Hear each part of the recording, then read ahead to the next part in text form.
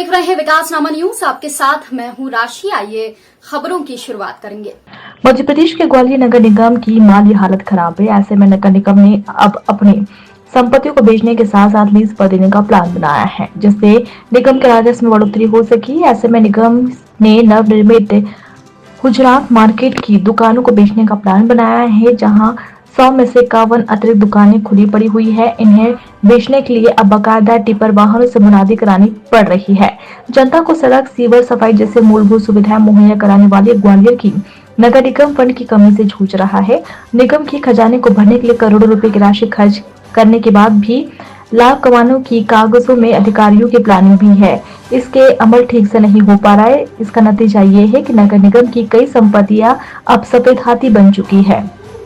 साथ ही मार्केट के बाहर सुबह शाम के समय टिपर वाहन खड़ा करवाकर पब्लिक अनाउंसमेंट सिस्टम के जरिए ये मुनादी कराई जा रही है कि निगम 30 साल के लिए दुकानों को लीज पर दे रहा है। इसके वीडियो तैयार कर बकायदा इंटरनेट मीडिया पर वायरल भी किए जा रहे हैं। इसके बावजूद लोग इन दुकानों को खरीदने में रुचि नहीं ले रहे हैं, क्योंकि स्मार्ट सिटी कॉरपोरेशन ने जब ये मार्केट तैयार कराया उस समय दुकानों के साइज पर ध्यान नहीं दिया।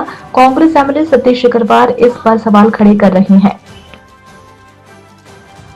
जो दुकानें नहीं जा रही है अभी जो मैंने राजस्व विभाग में रिव्यू किया था, तो उसमें ऐसे हमारे 6 क्षेत्र हैं, जिसमें एक गुजरात मार्केट है, ढोली बुआ के पुल के पास काफ़ी सारी हमारी दुकानें हैं। कुछ हमारी करीब 200 दुकानें ऐसी हैं जो हमने नगर निगम ने निर्मित करी थी, लेकिन वो अभी तक उस पे लीज़ पे नहीं दी पाई हैं हमने, क्योंकि उसमें टेंडर में कोई आया नहीं है उसमें। तो कुछ दुकानें इसमें पहली मंजिल, दूसरी मंजिल, तीसरी मंजिल की हैं, तो इसलिए वो टेंडर तो ऑलरेडी लगा हुआ है हमारा, लेकिन चौथी बार क्योंकि टेंडर कॉल किया गया है वो, और बार बार कोई वहाँ पर आना नहीं चाह रहा है। और जो ऑफसेट प्राइस होता है, इसका बेस प्राइस होता है, वो कैलकुलेट किया है जो कि नगर निगम के नियम हैं और संकल्प के अनुसार, तो उसको कम नहीं किया जा सकता है।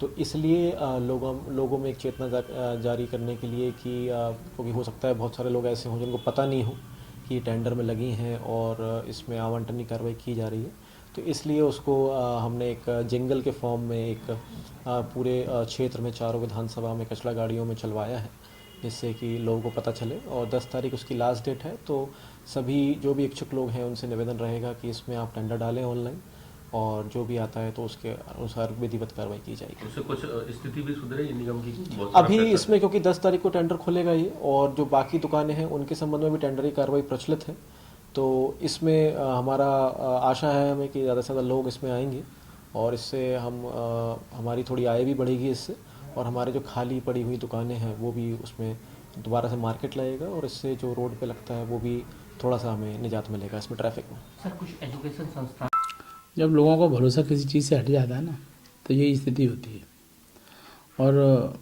अभी ग्वालियर में पिछले 10-15 वर्षों में जिस प्रकार का जो माहौल बना है, ग्वालियर में जो वातावरण होना चाहिए, जो ग्वालियर की साफ़ सफाई, ग्वालियर की स्वच्छता, ग्वालियर की सड़कें, क्योंकि ग्वालियर नेताओं के आपसी टकराव का शिकार हो रहा है।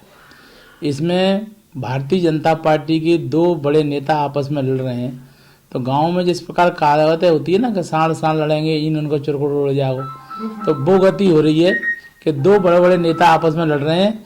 इससे ग्वालियर का जो विकास है वो अवरुद्ध हो रहा है।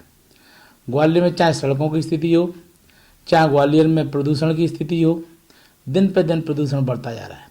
आम आदमी सांस ले रहा है ना, वो समझ लो जहर ले रहा है, और उसकी ज़िंदगी कम होती जा रही है। और ग्वालियर को जो आसपास के लोग, राजस्थान और यूपी, इटावा तक के लोग ग्वालियर आना बसना चाहते थे, अब ग्वालियर में आने से लोग डर रहे हैं। किसी ज़माने में शेर का जैसे आतंक होता था कि उधर मत जाना, जंगल में शेर है, ऐसे ही लोग अब कहने लगे कि ग्वालियर मत बसना, ग्वालियर में प्रदूषण इतना है कि तुम्हारे फेफड़े खराब हो जाएंगे और तुम 10-5 साल चल पाओगे नहीं चल पाओगे, ये कोई पक्का नहीं है। गरीब आदमी तो 5-5 किलो 10-10 किलो गुड़ लेके खाना पड़ रहा है उसको, जिसके उसके अंदर से धूल निकल जाए। तो अभी लोग गुड़ के सहारे ग्वालियर में जिंदा है। ग्वालियर किसी ज़माने में ग्वाला ऋषि की तपोभूमि थी, आज ग्वालियर गुड़ की भूमि है, क्योंकि यहाँ लोग गुड़ खाकर ही जिंदा है, नहीं तो उनके फेफड़े खराब हो जाएंगे।